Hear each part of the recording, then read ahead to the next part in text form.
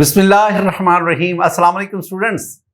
I am Wajid Ali combo, your chemistry teacher. Student, solid में unit जो हमारा सॉलिड है उसका आज ये सेकंड लेक्चर है. इस लेक्चर में सबसे पहले मैं आपको एक हम टर्म यूज करते हैं ना, लैटस, क्रिस्टल लैटस. इसमें जो लैटस है इससे क्या मुराद है, लैटस के मीनिंग्स क्या है. लैटस होता है अ फ्रेमवर्क और स्ट्रक्चर ऑफ क्रॉस्ड वुड और मेटल स्ट्रिप्स. जैसे कि आप देख सकते हैं ये वुड या मेटल स्ट्रिप्स जो हैं ये क्रॉस्ड फॉर्म में, इसको हम लैटिस कहते हैं. केमिस्ट्री में हम क्रिस्टल लैटिस किसे कहते हैं, क्रिस्टल लैटिस किसे कहते हैं. स्टूडेंट पहले डेफिनेशन को देखें. An array of points representing atoms, ions और molecules of crystal arranged at different sides in 3-dimensional space, that is called the crystal lattice. अगर आप इस पिक को देखेंगे, ये जो फिगर मैंने आपके सामने लिखी है, this one is a complete depiction of crystal lattice. ये क्रिस्टल लैटिस को ये देख लो 3-dimensionally कैसे पार्टिकल्स को अरेंज किया है. This one is a crystal lattice. अच्छा, मैं एक टर्म आपके साथ स्टूडेंट शेयर करने जा रहा हूं, दैट इज लैटिसाइड्स. लैटिसाइड्स कह लो या लैटिस पॉइंट्स कह लो. The points of side representing atoms, ions, molecules in a crystal lattice, they are called the lattice point या lattice sites. देखिए, अगर आप इस स्ट्रक्चर को देखें, इसमें ये जो कॉर्नर पे ये जो डॉट्स से बने हुए हैं, इन्हें लैटिस पॉइंट्स कहते हैं. और ये जो लाइन है, ये जो दो लैटिस पॉइंट्स को आपस में कनेक्ट करती है, हम इसे ये स्ट्रेट लाइन जो ज्वाइनिंग टू लैटिस पॉइंट्स, ये दो टर्मिनोलॉजी समझना. एक आ गया लैटिस पॉइंट और लैटिस साइड्स, और दूसरा ये लाइन जो लैटिस पॉइंट्स को आपस में ज्वाइन कर रही है. ये जो लैटिस पॉइंट्स हैं, they are actually the atoms, ions, they are the molecules. यानी in case of diamond, in case of graphite, you can say these are atoms. In case of sodium chloride, these lattice points, they are ions. In case of iodine, in case of carbon dioxide, in case of P4, S8, in case of ice, these are molecules. और इनके दरमियान ये जो line है ना, this line represents the attractive forces.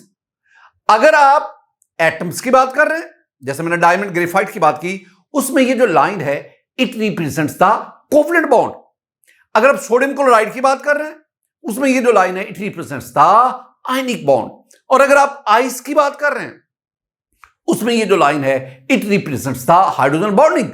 अगर आप iodine की बात कर रहे हैं, उसमें ये जो लाइन है, इट रिप्रेजेंट्स द वंडर वाल फोर्सेस.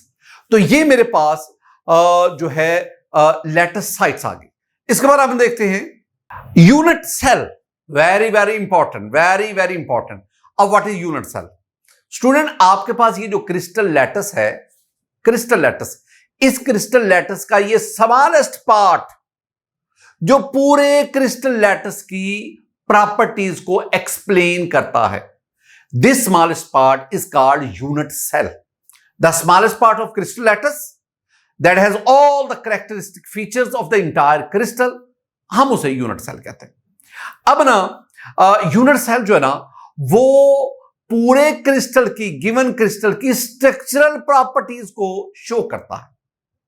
और जब हम किसी भी यूनिट सेल को 3-dimensionally रिपीट करते हैं, तो ये हमारे पास एक कंप्लीट क्रिस्टल हासिल होता है. लुक एट दिस, ये यूनिट सेल, आप इसको y एक्सिस के लॉन्ग रिपीट करें, अब इसको x एक्सिस के लॉन्ग रिपीट, मीन वैसे यूनिट सेल बनाते जाएं, और फिर आप इसको z एक्सिस के गिर्द रिपीट करें. तो जब आप यूनिट सेल को 3-dimensionally रिपीट करते हैं, then the structure obtained, that is called the crystal lattice. That is a complete crystal. तो किसी क्रिस्टल की तमाम कैरेक्टरिस्टिक फीचर्स वो यूनिट सेल के अंदर छुपी होती है. तो यूनिट सेल जो है वो किसी क्रिस्टल लैटिस की जो प्रॉपर्टीज है उसको एक्सप्लेन करता है. मैं छोटी सी बात आपको बताना चाहता हूं. ये मेरे पास ना ये एक क्रिस्टल है, ये आप समझ लें कि आपने सोडियम क्लोराइड को लिया, टेबल साल्ट हम इसके कहते हैं. अब सोडियम क्लोराइड में एक ये पार्टिकल उठा लो, एक जर्रा उठा लो, ये वो पार्टिकल है, इसको मैग्नीफाई करके बड़ा करके आपको दिखा रहे हैं. अब इस पार्टिकल के अंदर, इस जर्रे के अंदर खरबों के खरबों, करोड़ों के करोड़ों क्रिस्टल यूनिट सेल्स मौजूद है। मैं उसमें से एक यूनिट सेल ये आपको दिखा रहा हूं। तो ये यूनिट सेल देखेंगे तो ये एक यूनिट सेल है। इस ऐसे बहुत सारे यूनिट सेल कंबाइन होते हैं तो मेरे पास एक क्रिस्टल बनता है। जब उस क्रिस्टल को मैं कागज के ऊपर, पेपर के ऊपर ड्रॉ करता हूं तो मेरे पास वो क्रिस्टल लैटिस हासिल होता है। स्टूडेंट, अब हम बढ़ते हैं यूनिट सेल की डायमेंशंस की तरफ। स्टूडेंट, यूनिट सेल डायमेंशन या जिसे हम क्रिस्टलोग्राफिक एलिमेंट्स कहते हैं, यूनिट सेल डायमेंशन 6 हैं। Unit cell length, unit cell angles.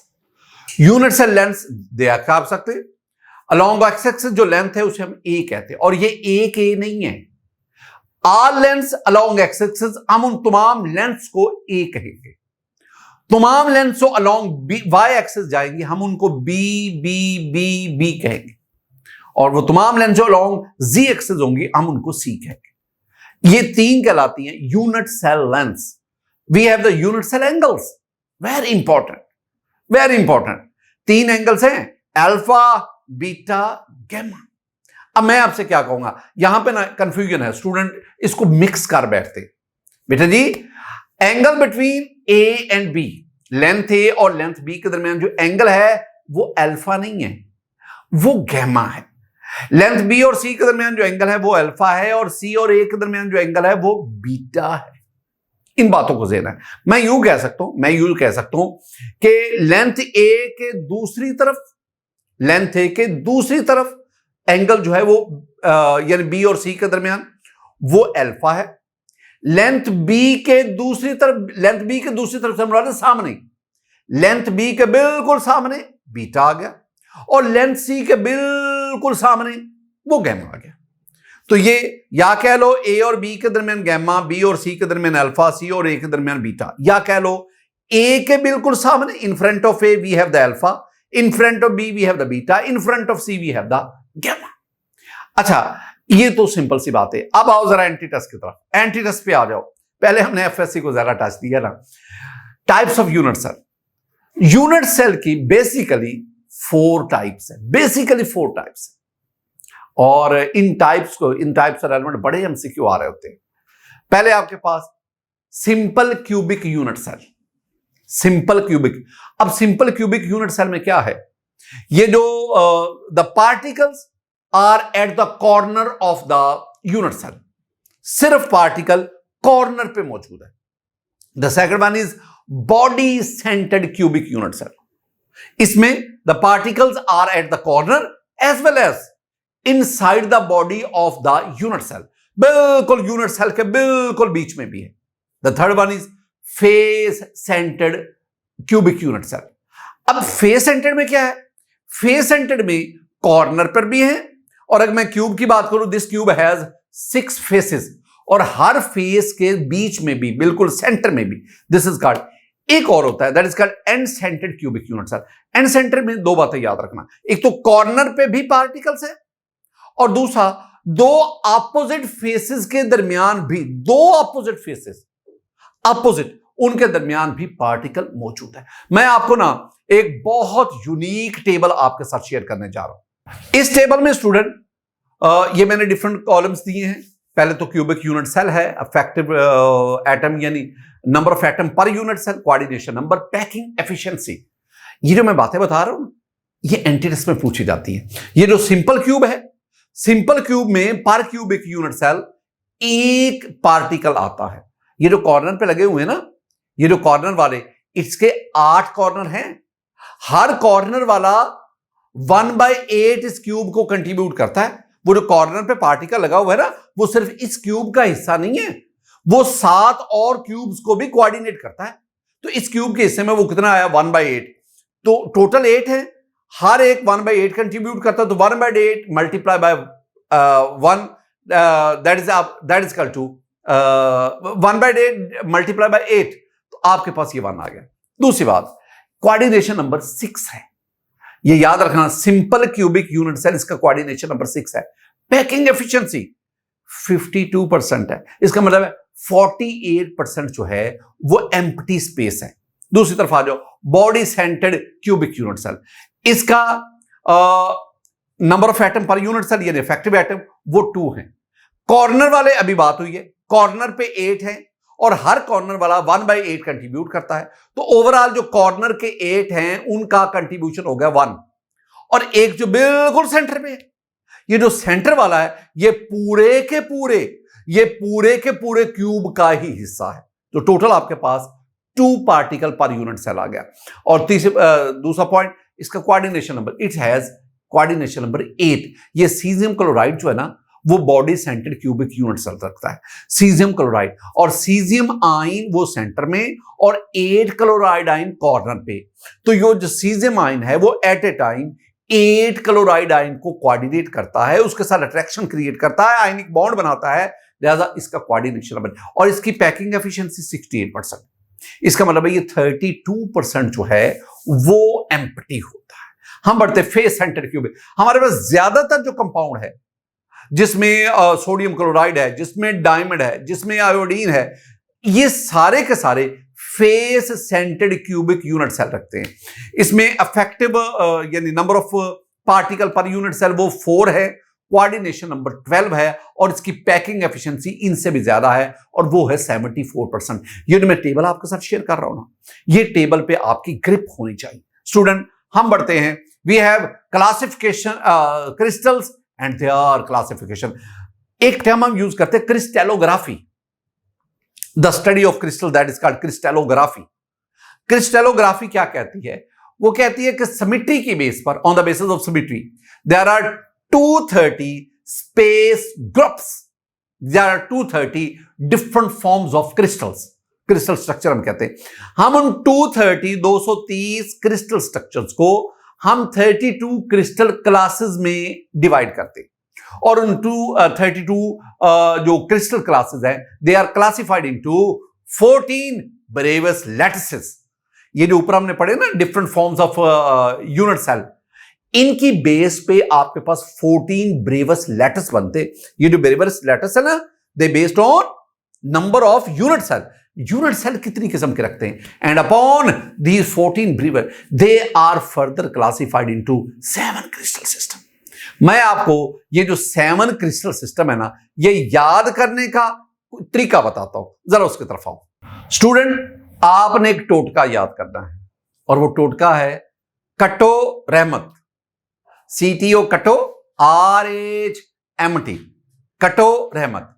अच्छा, कटो रहमत कहते हैं।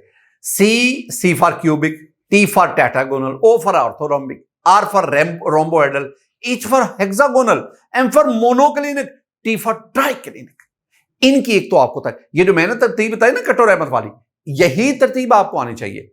अच्छा, इनके स्ट्रक्चर आपको आने चाहिए। ये जो स्ट्रक्चर है ये तो प्रैक्टिस से आते हैं ना, इनको तो समझाने का वो प्रैक्टिस करवानी पड़ती है, that is a part of FSC। मैं ना 3 चीजें आपके साथ शेयर करने जा रहा हूं। ये जो हर एक क्रिस्टल सिस्टम है ना, इनके एक्सिस ABC, इनके एंगल्स और फिर एग्जांपल्स, मैं 2 जगहों पे आपको हेल्प आउट करूंगा, एक एक्सिस बताने में और एक एंगल्स बताने में। पहले एक्सिस की तरफ आओ। ये जो मैं आपको सीक्वेंस बता रहा हूं ना, ये आपके दिमाग में एडजस्ट हो जाना चाहिए, एडजस्ट करना है अपने दिमाग में। पहले 3 को ले लो, क्यूबिक, टेट्रागोनल, ऑर्थोरोम्बिक, इन 3 को ले लो। इन तीनों में देखो, क्यूबिक में A equal to B equal to C, tetragonal में A equal to B not equal to C, orthorhombic में A not equal to B not equal to C। यहां तक याद करो। क्यूबिक में क्या कहा? तीनों लेंथ इक्वल है, A B C तीनों लेंथ इक्वल है। टेट्रागोनल में 2 लेंथ इक्वल है, A और B, जो तीसरी है वो अनइक्वल है। और ऑर्थोरोम्बिक में तीनों लेंथ्स ही अनइक्वल है। ये तरतीब आ गई पहले तीनों के बारे में। अब ना एक हम ना ये कंप्यूटर में एक टर्म पढ़ते हैं कॉपी पेस्ट। अब आपने काम क्या करना है, आपने इन तीनों सीक्वेंस को कॉपी करना है और नीचे वाले तीनों क्रिस्टल सिस्टम पे अप्लाई कर देना है।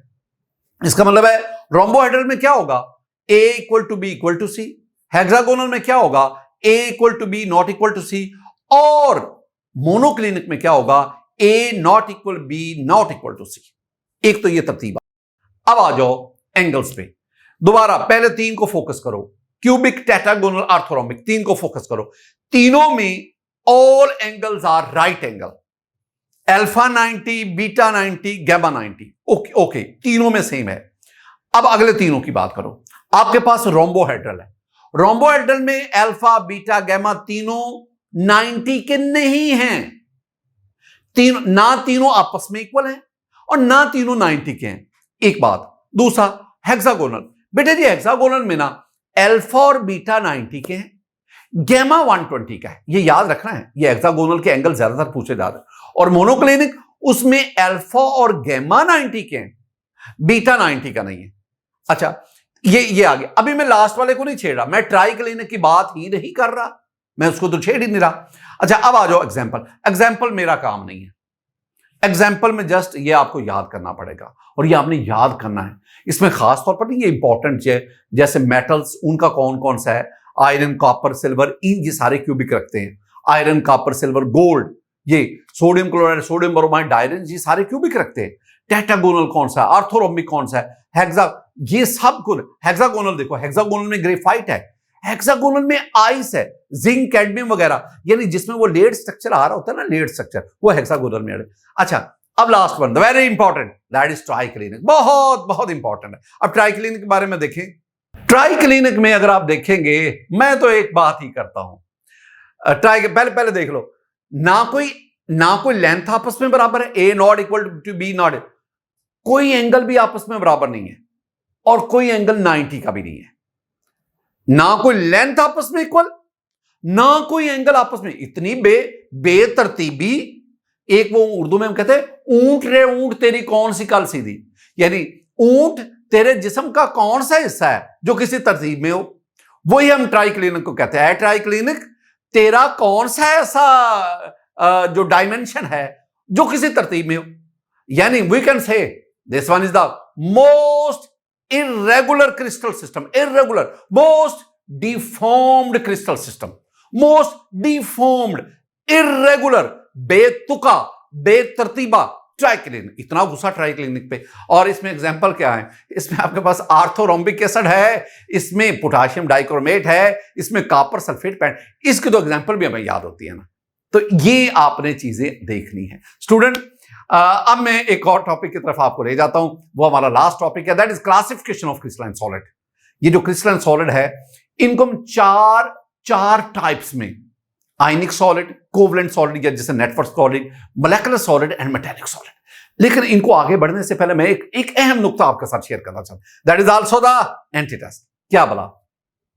ये जो क्रिस्टलाइन सॉलिड की मैंने आपको 4 टाइप्स बताई है ना, आयनिक, कोवलेंट, मोलेकुलर, मेटालिक, ये जो टाइप्स है ना 4, this one is based on inter particle attractive forces in them. जिन आयनिक सॉलिड में जिन क्रिस्टलाइन सॉलिड में आयनिक बॉन्ड है ना, मैंने उन्हें आयनिक सॉलिड कहा। जिनमें कोवलेंट बॉन्ड है ना, मैंने उन्हें कोवलेंट सॉलिड कहा। जिनमें वंडरवाल और हाइड्रोजन बॉन्डिंग है, मैंने उन्हें मेटालिक मोलेकुलर सॉलिड कहा। और जिनमें मेटालिक बॉन्ड है, मैंने उन्हें मेटालिक सॉलिड कहा, मैंने उन्हें मेटल्स कहा। इसका मतलब है ये जो different forms of crystalline solid है, it based upon the interatomic, inter particle attractive forces. 4 forces का मैंने जिक्र किया है। एक आयनिक सॉलिड, आयनिक सॉलिड, इनमें आयनिक बॉन्ड पाया जाता है, ये अट्रैक्टिव फोर्स है, आयनिक बॉन्ड। और याद रखना, आयनिक बॉन्ड की जो स्ट्रेंथ है ना, ये नई बात आपके लिए होगी। आयनिक बॉन्ड की स्ट्रेंथ 400 से लेकर 4000 किलो जॉल पर मोल तक होती है। Minimum 4, maximum 4000।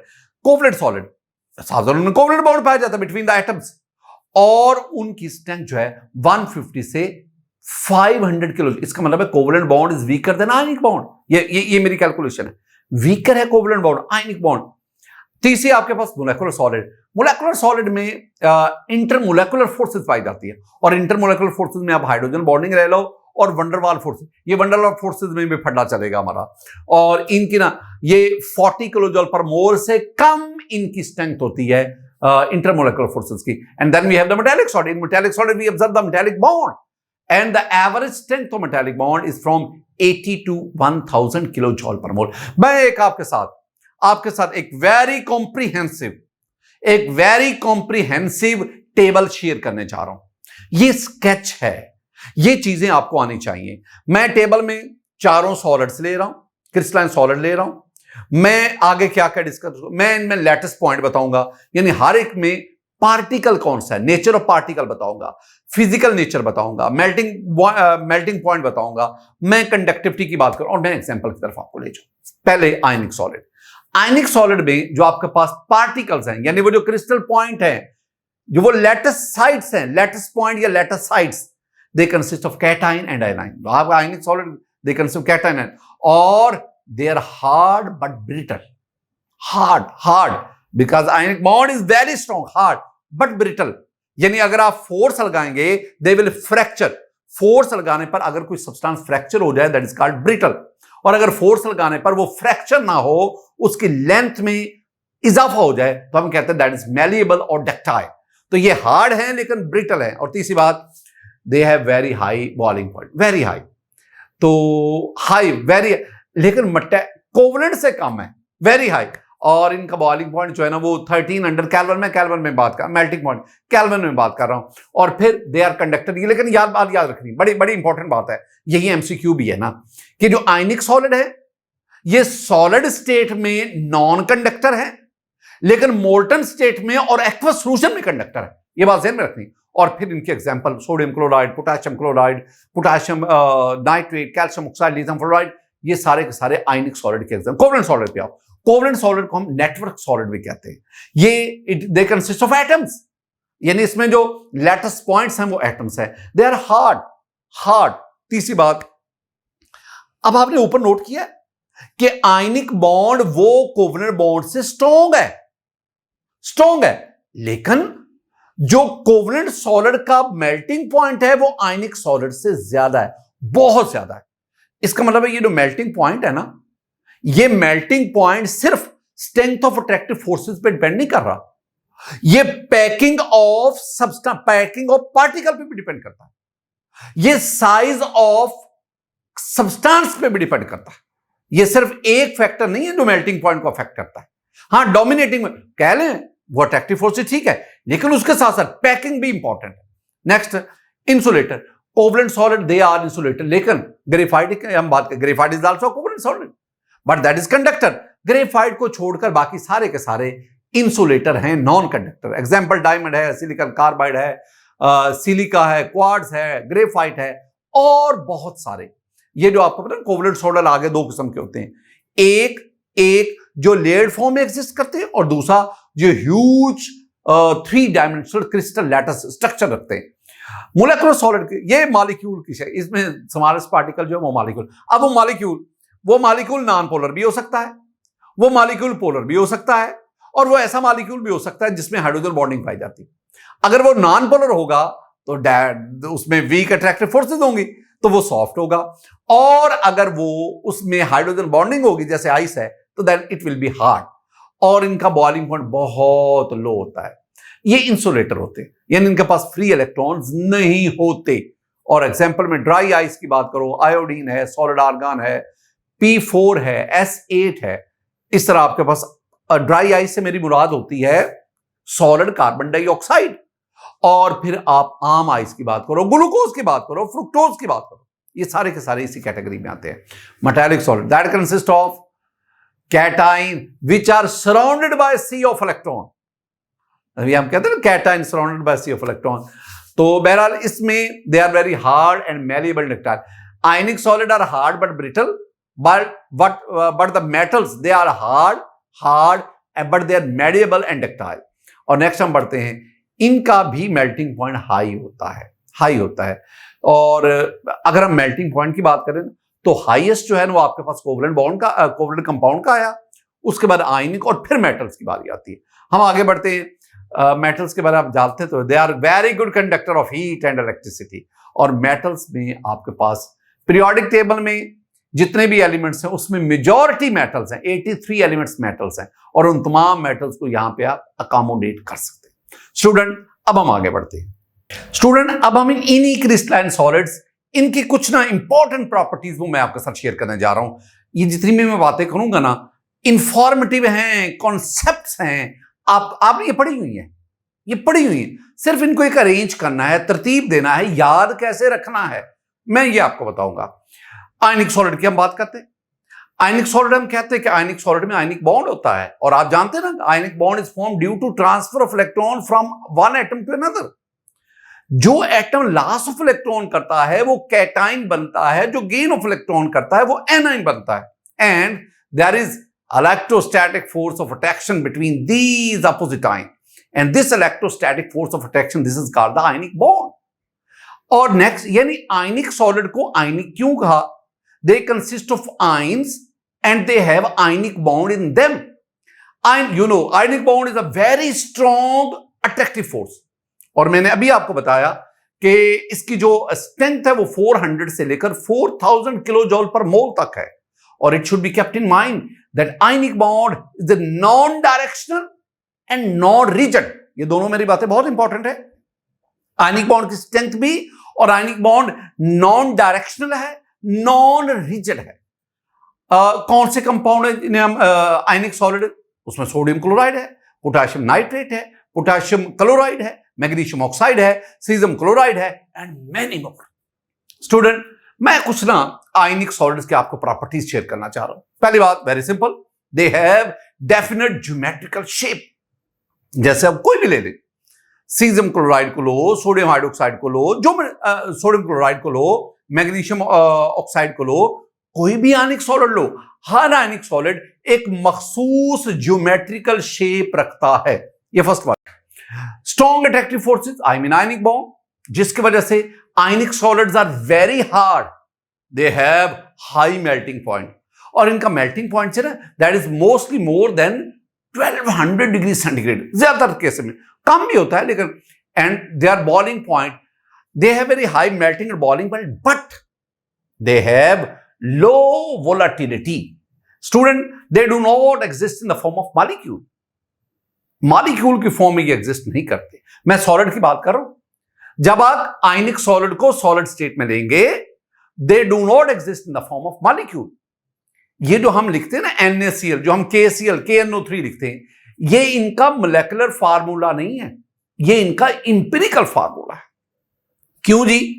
इनका आयनिक सॉलिड का मोलेकुलर फार्मूला क्यों नहीं? Because they do not exist in the form of molecule. तो फिर जो ये जो हम NaCl लिखते हैं, ये जो KCl, KNO3 लिखते हैं, ये मॉलिक्यूल नहीं है। No, this one is a formula unit. और इस तरह फिर हम फार्मूला यूनिट की बेस पर इनका फार्मूला बेस लेते हैं। स्टूडेंट, एक बहुत इंपॉर्टेंट पॉइंट हो क्या कि सॉलिड स्टेट में आयनिक सॉलिड नॉन कंडक्टर हैं, क्योंकि सॉलिड स्टेट में इनके आयंस अपनी जगहों पर फिक्स होते हैं, they are unable to move, so they are non conductor in solid state. लेकिन जब आप इन्हीं आयनिक सॉलिड को मोल्टन स्टेट में लाते हैं या एक्वस सॉल्यूशन में लाते हैं, अब इनका क्रिस्टल लैटिस ब्रेक हो जाता है। Now the ions are mobile ions, now they are current carrier. तो मैंने क्या कहा कि in solid state they are non conductor, but in aqueous solution और in molten state the ionic solid becomes conductor. They are hard and brittle. Brittle आप समझते हैं ना, ब्रिटल जिसपे फोर्स लगाएं और वो फ्रैक्चर हो जाए, उसे कहते हैं ब्रिटल। और हार्ड क्यों? क्योंकि इनमें स्ट्रॉन्ग अट्रैक्टिव फोर्स है। They have high density due to close packing of ions. जितने आयनिक बॉन्ड स्ट्रॉन्ग है, क्लोज पैकिंग आयंस की हुई, वॉल्यूम कम हुआ तो डेंसिटी बढ़ गई। They are soluble in polar solvent like that of water, and they give very fast reaction. Do not exhibit isomerism. क्यों जी? आयनिक बॉन्ड ये non rigid and non directional होते हैं। आइसोमेरिज्म वो कंपाउंड शो करते हैं जिनमें मौजूद बॉन्ड रिजिड और डायरेक्शनल हो। लेकिन याद रखना कि आयनिक solid they show the isomorphism and polymorphism. एक मैं स्ट्रक्चर आपको पढ़ाने जा रहा हूं, that is structure of sodium chloride. Students, sodium chloride के स्ट्रक्चर में जरा आप देखिएगा, ये मेरे पास सोडियम क्लोराइड है जिसको हम टेबल साल्ट कहते हैं, खुर्दनी नमक कहते हैं, वो नमक जिसको हम खाते हैं, टेबल साल्ट। और ये इस सोडियम क्लोराइड का एक क्रिस्टल है, एक जर्रा है, और इस क्रिस्टल के अंदर ये आपके पास एक यूनिट सेल है। अब यहां तक इसको देखिए। स्टूडेंट, आप जानते हैं ये सोडियम क्लोराइड कैसे बना? हाँ, वेरी सिंपल। ये देखें, सोडियम एटम उसने इलेक्ट्रॉन का लॉस किया, सोडियम आयन बना, और उसका जो लॉस्ट इलेक्ट्रॉन है वो क्लोरीन ने गेन किया, और आपके पास क्लोराइड आयन बना। अब ये सोडियम आयन और क्लोराइड आयन ये अपने आप को 3 डायमेंशनली अरेंज करते हैं और आपके पास ये सोडियम क्लोराइड का एक क्रिस्टल लैटिस बनता है। उस लैटिस का ये स्मॉलेस्ट पार्ट, इसे हम कहते हैं यूनिट सेल। अगर आप सोडियम क्लोराइड का ये यूनिट सेल देखेंगे ना, इसमें अगर देखोगे, this is face centred cubic unit cell. Sodium chloride has face centred cubic unit cell. याद रखना, ये जो सोडियम क्लोराइड है ना, इसका स्ट्रक्चर क्यूबिक भी होता है, ऑक्टाहेड्रल भी होता है। ये दोनों बातें, ऑक्टाहेड्रल 8 कोनों वाला। ये जो क्यूब है, this cube has 8 corners, so this is octahedral. अच्छा, मैं इस क्यूब की बात कर रहा हूं। इस क्यूब के जो 8 कॉर्नर्स हैं, each corner is occupied by a sodium ion और a chloride ion, suppose chloride ion. तो this cube has 8 corner and each corner is occupied by chloride ion. Between any two chloride ion there is a sodium ion. अच्छा, एक तो बात, corner पे chloride ion. अब this cube have 6 faces and each face is occupied by a chloride ion. इस तरह आपके पास ये, अब एक बात ध्यान में रखना, in the structure of sodium chloride each chloride ion is surrounded by 6 sodium ion and each sodium ion is surrounded by 6 chloride ion. अच्छा, मैं एक बात और भी, ये अब हम एंटीरेस पॉइंट ऑफ व्यू से चलते हैं ना। ये आपके पास जो एक यूनिट सेल बनता है, मैंने इसको इस तरह शो किया बेटा जी। ये जो कॉर्नर पे क्लोराइड आयन है, ये क्लोराइड आयन सिर्फ इस यूनिट सेल का नहीं है। ये chloride ion at a time 8 cube को कोऑर्डिनेट कर रहा है। तो फिर इसके हिस्से में कितना आया? इसके हिस्से में 1/8। तो टोटल कितने कॉर्नर हैं? 8। हर कॉर्नर का जो क्लोराइड आयन है वो इस क्यूब को कितना कंट्रीब्यूट करता है? 1/8। तो 1/8 मल्टीप्लाई बाय 8 दैट इज 1। इसका मतलब है ये जो कॉर्नर पे क्लोराइड आयन है, अगर उन सब का कंट्रीब्यूशन इस क्यूब के लिए देखा जाए तो वो 1 आता है। दूसरी बात, ये 6 फेसेस हैं, हर फेस के दरमियान में भी एक क्लोराइड आयन है। ये क्लोराइड आयन कितने क्यूब को कंट्रीब्यूट करता है? ये 2 को करता है। जैसे 2 एडजेसेंट रूम्स है ना, उन रूम्स के दरमियान एक वॉल है। अब मैं कहूं कि वो वॉल किस कमरे की है, तो आप कहेंगे जी दोनों कमरों को कंट्रीब्यूट करती है। तो वो एक कमरे के हिस्से में कितनी आई? हाफ। दूसरे कमरे के हिस्से में कितनी आई? हाफ। इसका मतलब है ये जो in the centre of the face ये जो क्लोराइड आयन है, ये 2 क्यूब्स को कंट्रीब्यूट करता है। तो एक क्यूब के हिस्से में कितना आएगा? हाफ। तो ये 6 है, तो 6 multiply by half you will have the 3। तो इसका मतलब है कि कॉर्नर वाले वो 1 कंट्रीब्यूट हो गया और जो फेसेस में है वो 3 कंट्रीब्यूट। तो इसका मतलब है इस क्यूब में क्लोराइड आयन कितने कंट्रीब्यूट हो रहे हैं? 4। अगर क्लोराइड आयन 4 होंगे तो सोडियम आयन भी कितने होंगे? 4, because there is 1:1 ratio between sodium ion and chloride ion in NaCl। ये इसका इंपिरिकल फार्मूला हमें बता रहा है। इसका मतलब क्या हुआ? सारी बात का मफहूम क्या बना? सारी बात का मफहूम ये बना कि सोडियम क्लोराइड के face centred cubic unit cell में there are 4 sodium ion, there are 4 chloride ion and it has 4 formula unit of NaCl। Student, अब हम बढ़ते हैं factors affecting the shape of an ionic solid. 3 factors हैं जो ionic solid की shape को affect करते हैं। 3। Number 1, electrostatic force of attraction, यानी ये जो आयनिक बॉन्ड है आयनिक सॉलिड में, this bond is responsible for the geometrical shape, for the structure of the ionic solid. ये रिस्पॉन्सिबल है। अब इसी की वजह से ना you have a strong, you have a hard structure. अब हम आते हैं रेडियस रेशो की तरफ। मेन ये बात है, रेडियस रेशो क्या आती है? रेडियस रेशो होती है radius of cation over radius of anion. अच्छा, ये जो रेडियस रेशो ना, ये हमें स्ट्रक्चर या शेप ऑफ आयनिक सॉलिड उसके बारे में बहुत ज्यादा जानकारी यानी इंफॉर्मेशन दे रही होती है। मतलब मैं आपके सामने ये टेबल शेयर कर रहा हूं। इस टेबल में जरा देखिएगा, इसमें कि अगर रेडियस रेशो 0.732 और इससे ज्यादा होगी, the shape will be body centred. अगर 0.414 से 0.732 तक होगी, इट हैज द ऑक्टाहेड्रल और cubic as in case of sodium chloride. और the first one that is in case of caesium chloride. अगर ये 0.22 से 0.414 तक होगी दैट इज टेट्राहेड्रल, और ये 0.15 से 0.22 तक होगी दैट इज ट्रायंगुलर। इन आपको ये देखना पड़ेगा। मैं आपको एग्जांपल देता हूं, मतलब मैं सोडियम क्लोराइड की बात कर रहा हूं। अब सोडियम क्लोराइड की जो रेडियस रेशियो है ना वो 0.5 to 5 होती है, यानी ये जो दूसरा वाला है ना कॉलम उससे ये टैली कर रही। इसका मतलब है sodium chloride has the octahedral arrangement और cubic structure. Second one you have the caesium chloride. Caesium chloride ना 0.93 आया, यानी इससे अबव आ गया, तो इसका मतलब क्या हुआ कि it has the body centred cubic arrangement. Similarly we have the zinc sulphide. अब जिंक सल्फाइड किस रेंज में आ रहा है 0.40 में, तो it has the tetrahedral arrangement. एक मैं सेंटेंस आपके गोश गुजार करना चाहता हूं, वो सेंटेंस वो बहुत ज्यादा फड्डा है, वो फेडरल बोर्ड में और है, पीटीबी में और है। जरा देखिएगा फड्डा क्या और उसका सॉल्यूशन क्या है। लिखा हुआ है कि sodium chloride and caesium fluoride have different का जो वर्ड है ये यूज है फेडरल बोर्ड में, सेम ये वर्ड यूज होता है पीटीबी में, पंजाब टेक्स्ट बुक बोर्ड में। Geometry because of different radius ratio, ये तो अब ना ये लिखा हुआ है सोडियम क्लोराइड सीजियम फ्लोराइड उनकी ज्योमेट्री मुख्तलिफ है क्योंकि उनकी रेडियस रेशियो मुख्तलिफ है।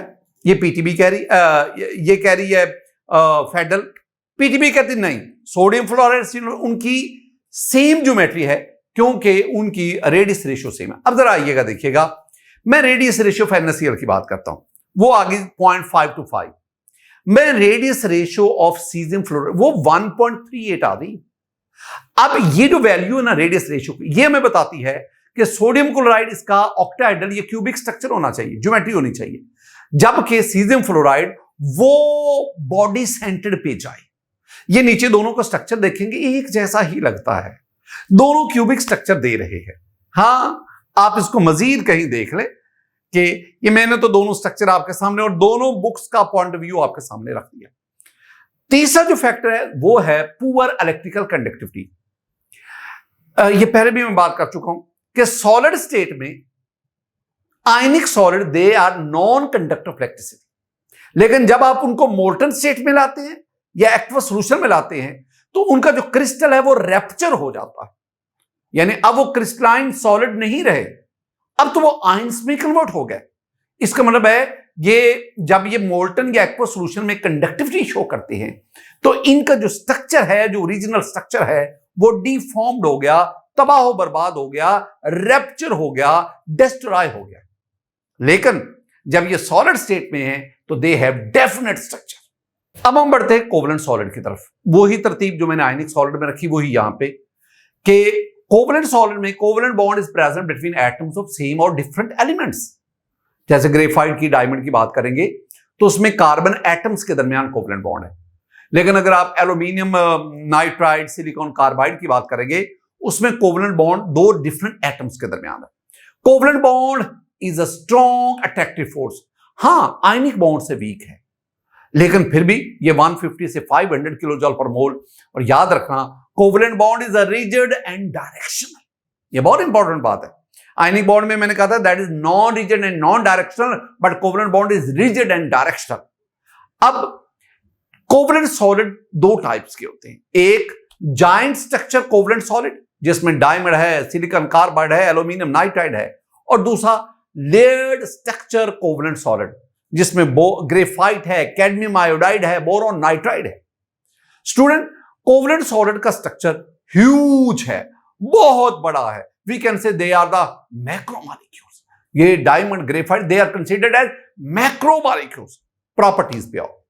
पहली बात, covalent solids have the 3-dimensional open structure, they are very hard and they have very high melting point. इनका मेल्टिंग और बॉइलिंग पॉइंट आयनिक सॉलिड से भी ज्यादा। यहां पे एक प्रॉब्लम है जो पहले भी मैंने डिस्कस किया है कि गो के आयनिक बॉन्ड कोवलेंट बॉन्ड से स्ट्रॉन्ग है, लेकिन मेल्टिंग और बॉइलिंग पॉइंट जो है ना वो कोवलेंट सॉलिड का ज्यादा है।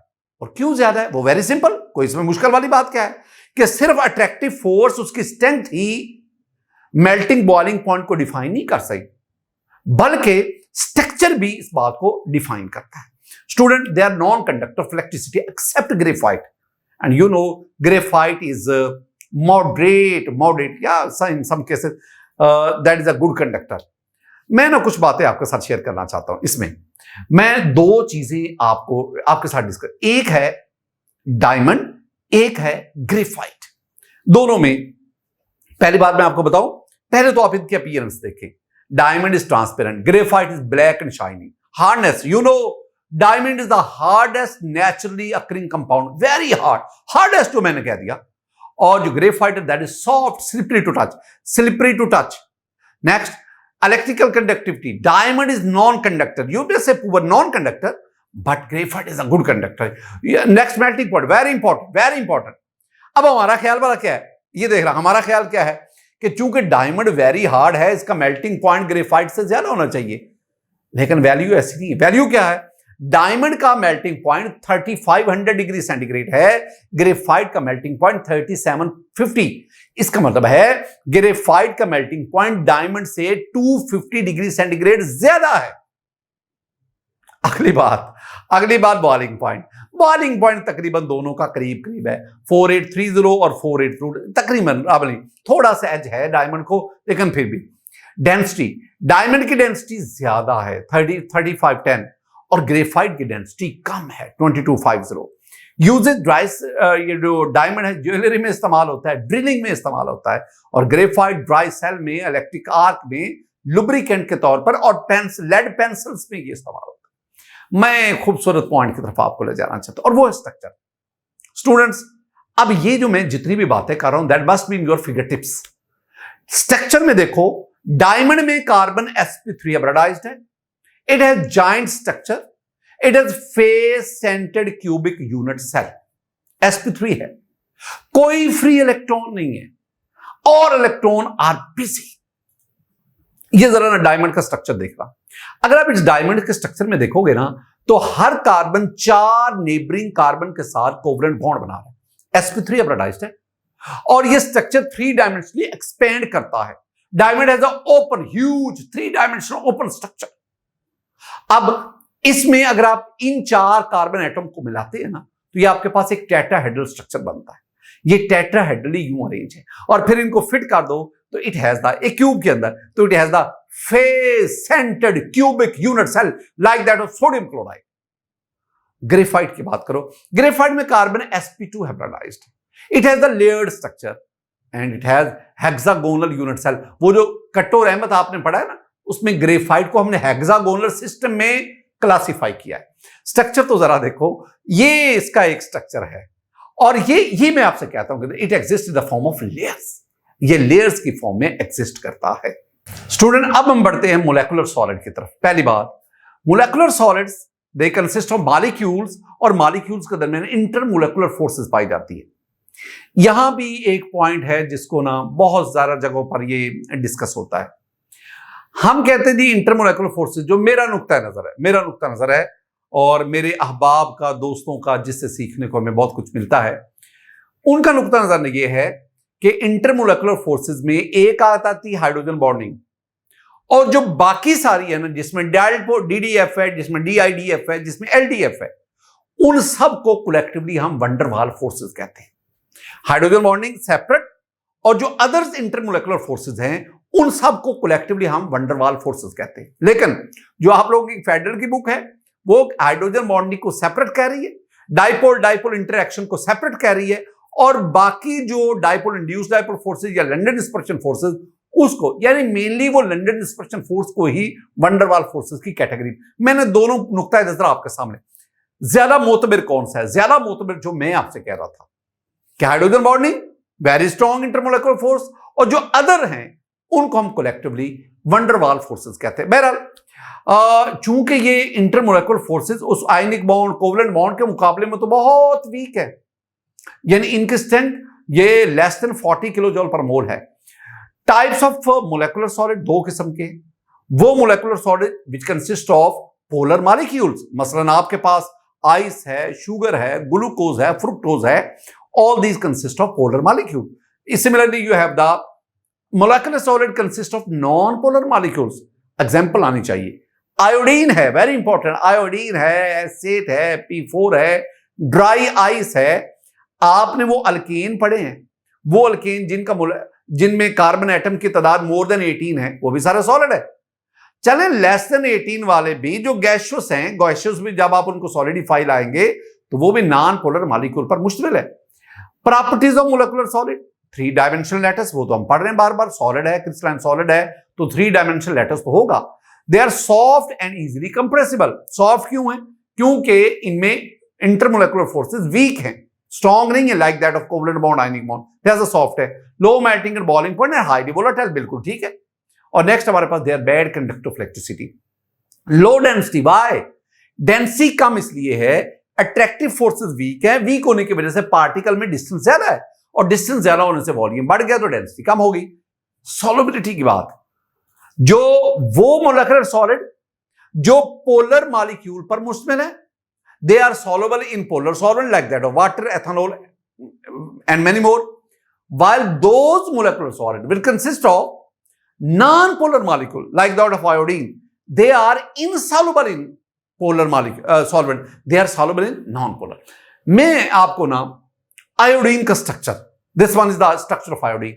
आयोडीन का स्ट्रक्चर बिल्कुल वैसे ही है जैसे सोडियम क्लोराइड का है, बिल्कुल वैसे ही है जैसे डायमंड का। क्या मतलब? Iodine has face centred cubic unit cell. ये देखो इस स्ट्रक्चर में आपके पास क्या है, हर कॉर्नर पे I2 मॉलिक्यूल है।